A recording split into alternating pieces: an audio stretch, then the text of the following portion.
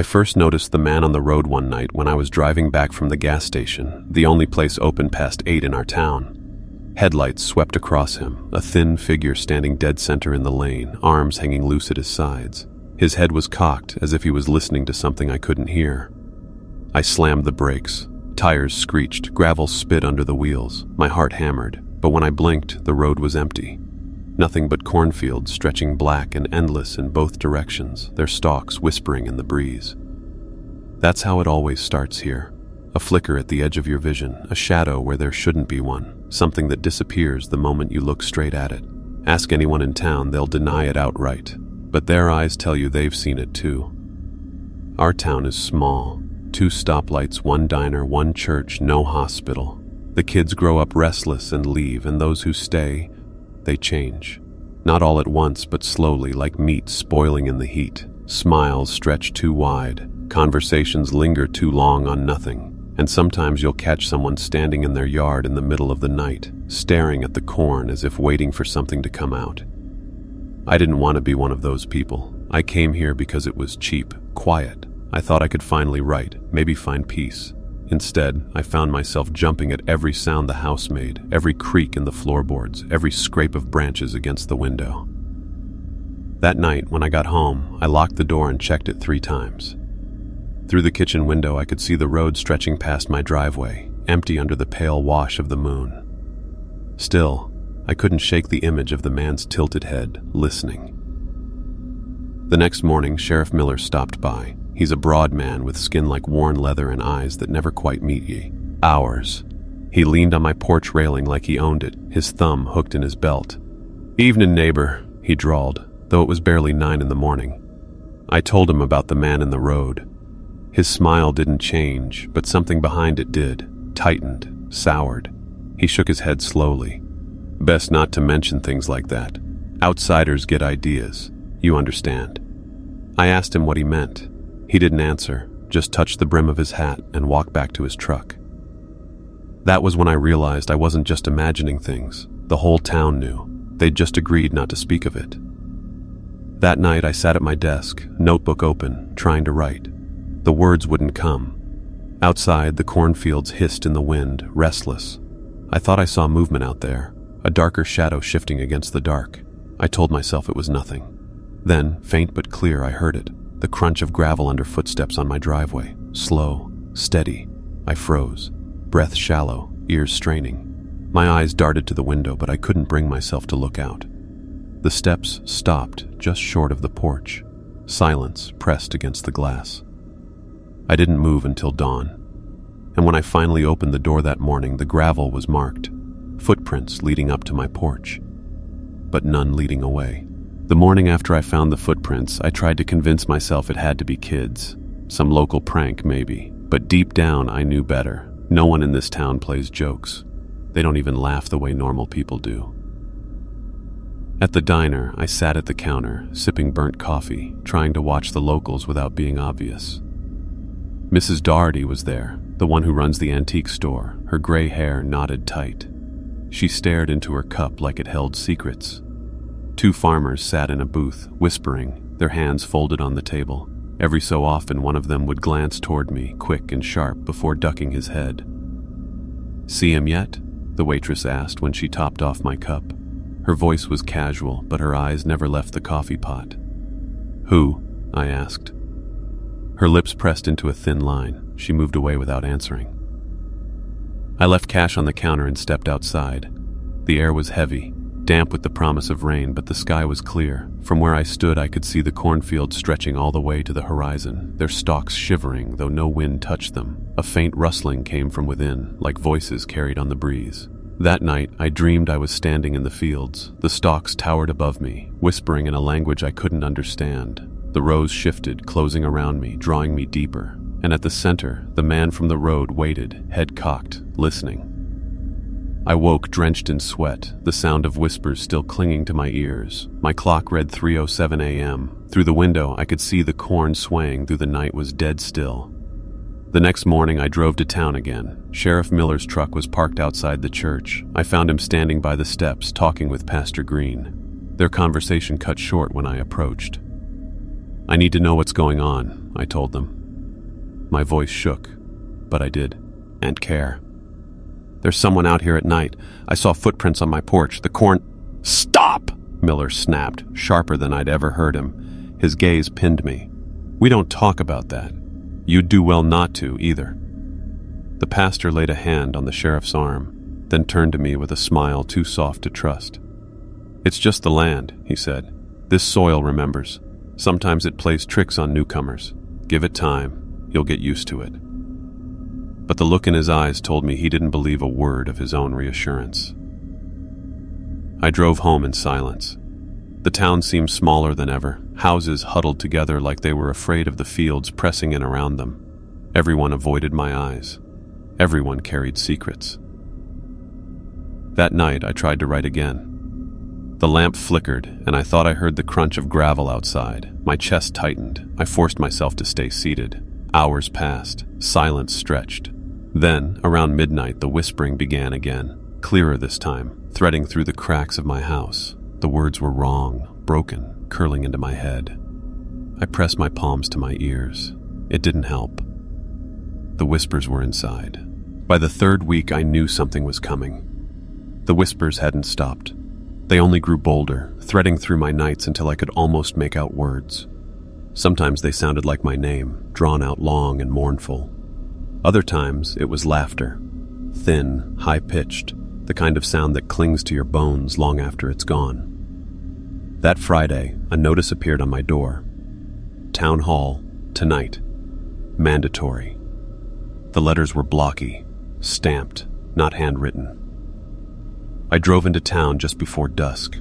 The church doubled as the hall, its steeple a crooked silhouette against a sky bruised purple. Pickup trucks crowded the gravel lot, their headlights off but engines still ticking with heat. I parked in the back and followed the flow of people inside. The sanctuary smelled of old wood and damp hymnals. Rows of pews were packed tight, every seat filled. Faces turned as I walked in, too many eyes, too still. They watched me the way farmers watch an animal they're about to slaughter. Sheriff Miller stood near the pulpit, hands folded.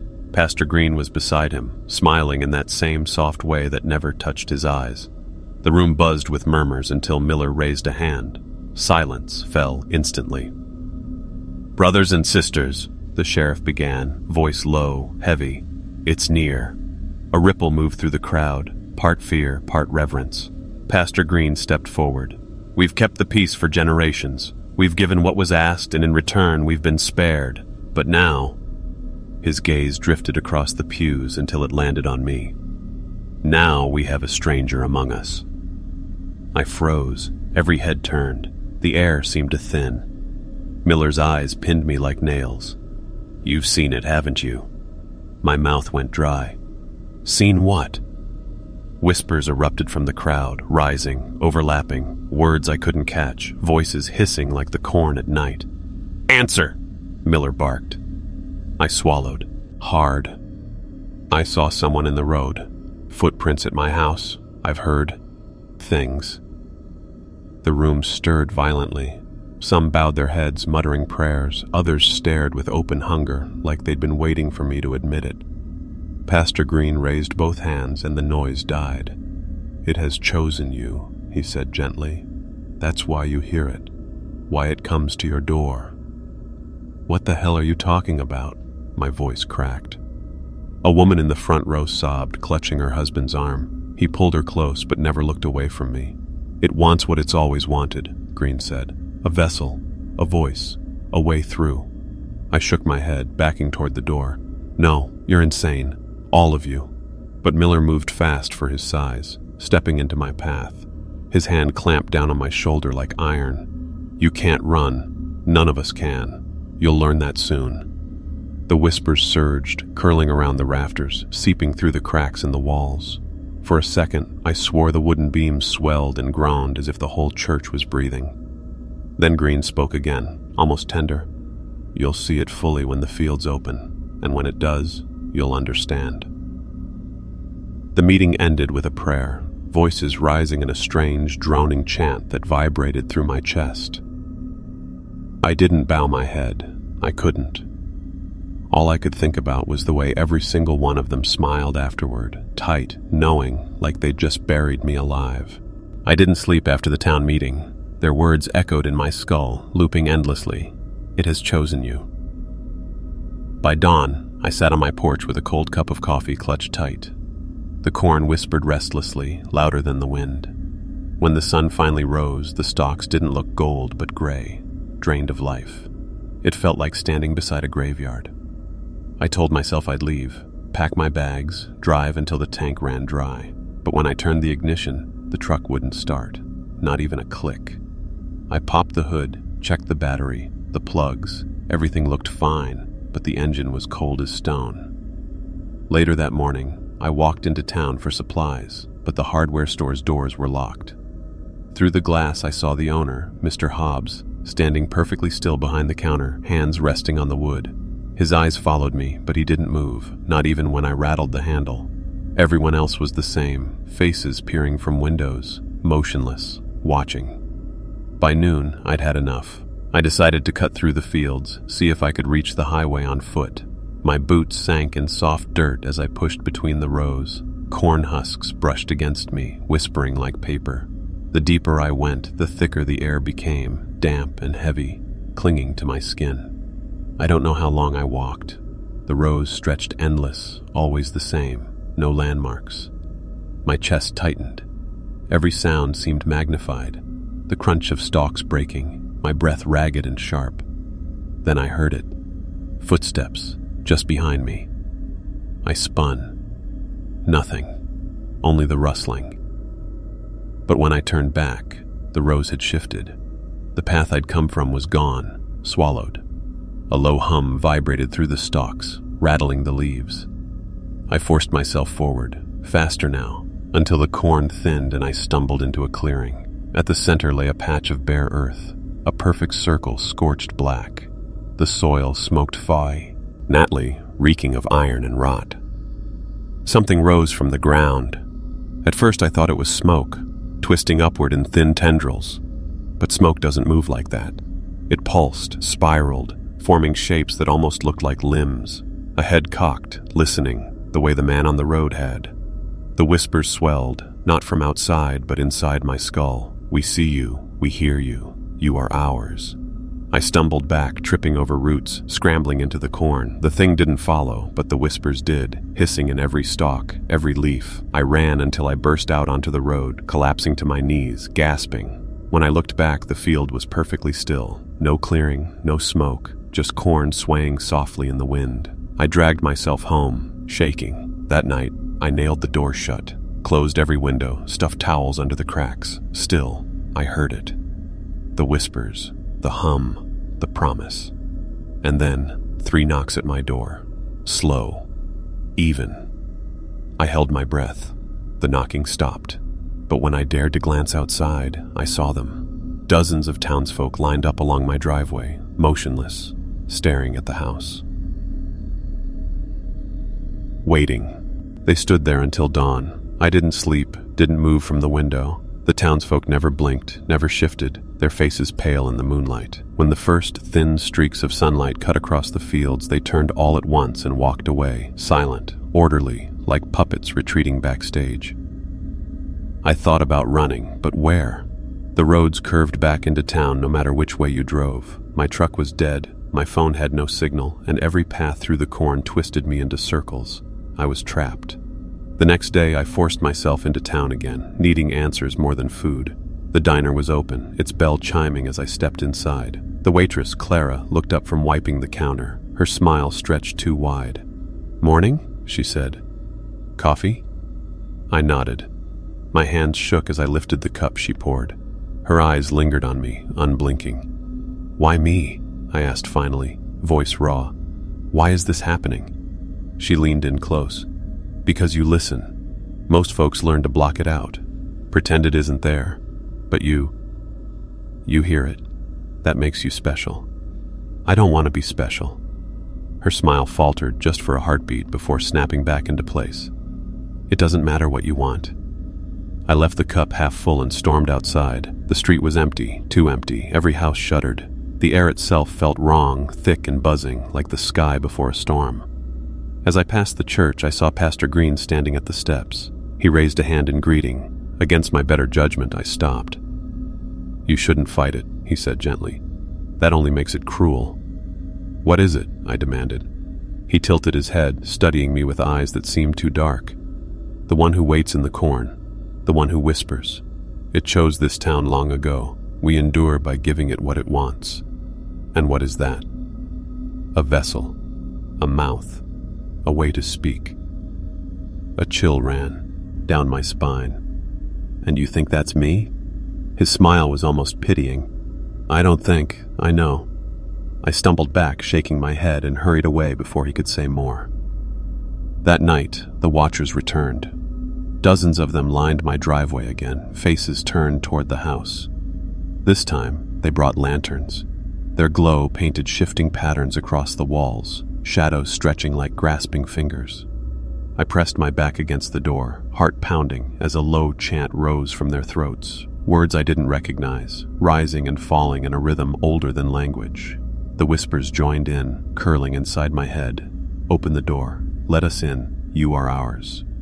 I wanted to scream, but fear locked my jaw. Instead, I stumbled to the bedroom, pulled the curtains tight, and pressed my face into the pillow until dawn. When I finally dared to peek outside, the watchers were gone. Only the lanterns remained, lined neatly along the edge of the driveway. Every single one still burned. I tried burning the lanterns, hauled them into a pile at the end of the driveway, doused them with gasoline, struck a match. The flames roared, black smoke clawing into the sky. For a moment, I felt victorious. But when I turned back toward the house, they were there again, lined up neatly in their original places, glowing as if untouched. That was the night I decided I couldn't survive here. I packed a bag, stuffed it with water, food, and the pistol my father left me. I would cut through the fields, follow the stars until I reached somewhere real, somewhere that wasn't this. The corn greeted me with silence. My flashlight beam cut a narrow tunnel through the stalks. Every rustle made me twitch. After an hour, my legs ached, but I pressed on. I had to. That's when I noticed the sky. The stars were gone, not hidden by clouds. Gone. Nothing above me but black, thick as tar. My throat tightened. The whispers surged louder, as if the corn itself were breathing them into me. "You can't leave. You are the way. You are the door." I stumbled into another clearing, larger than the first, the soil black and bare. At its center stood the townsfolk, dozens of them, arranged in a perfect circle. Lanterns glowed at their feet. Sheriff Miller stood at the center, holding a crooked staff carved with spirals. Pastor Green was beside him, his face glowing with reverence. "You shouldn't have run," Miller said. His voice was calm, almost kind. Green spread his arms. "Tonight is harvest night, the night the fields open." The ground shuddered. The corn leaned inward, rose bowing toward the clearing. The whispers grew so loud they became a scream. I clamped my hands over my ears, but it didn't help. Miller lifted the staff. The soil cracked, splitting wide. From the fissure, smoke rose, thick and writhing. Shapes curled within it. Limbs without form, faces without features. The cirque of townsfolk began to chant, their voices merging with the whispers. I turned to run, but the corn closed around me, stalks crossing like bars. I was trapped. Green's voice rang out above the others. "The vessel is here. The mouth is ready. Speak through him." The smoke surged toward me, cold and sharp, slicing into my lungs. I fell to my knees, choking. Images flashed across my vision. Endless fields, generations kneeling in worship, bodies buried in black soil. A weight pressed inside my skull, pushing, demanding. "Open. Let us speak." "No," I gasped, fighting to my feet. I drew the pistol with trembling hands, aimed at the staff, and fired. The crack split the chant. Miller's staff shattered, wood splintering into the dirt. The townsfolk screamed, their circle breaking. The smoke wavered, twisting violently. For a heartbeat, I thought I'd won. Then Green's face contorted, his voice a shriek. "It doesn't need the staff. It only needs you." The ground split wider beneath my feet. Cold air poured out, reeking of rot and damp stone. From the fissure, something began to rise. Hands, too many hands, pale and slick, reaching for me. The ground yawned wider, soil crumbling beneath my boots. Those pale hands clawed upwards, slick and stretching, groping for purchase.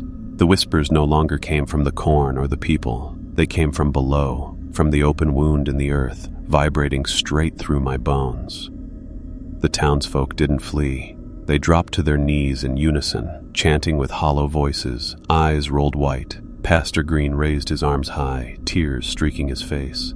At last, the mouth opens. At last, it will speak. Sheriff Miller staggered where I'd shot his staff, blood dripping down his arm. But instead of anger, his gaze was full of awe. "You'll see," he croaked. "It's a blessing." I stumbled backward, pistol trembling in my grip. The smoke poured from the fissure, curling around my legs like shackles. The voices inside it hissed and screamed, demanding entry, pressing against my mind until I thought my skull would crack. "Open. Open. Open." "No!" I fired into the smoke, into the pit, but the bullets vanished as if swallowed by water. The pistol clicked empty, useless. Hands burst higher, grasping at the air, fingers too long, joints bending wrong. My body froze, pinned by the weight of their gaze, though they had no eyes. Cold sweat streamed down my back. Then, over the chanting, I heard my name, clear, sharp, not whispered, but spoken. "Daniel." It came from the corn. I whipped my head around. Between the stalks stood Clara, the diner waitress. Her apron was gone, her dress torn, but her face was calm. "You don't have to let it take you," she said. The chanting faltered. Green snarled, spittle flying. "Do not listen. She belongs to it already." Clara stepped closer, ignoring him. "It feeds on belief, on surrender. That's how it's lived so long. But if you resist, if you deny it," her voice broke, but she pressed on, "you can starve it." The smoke screamed, furious.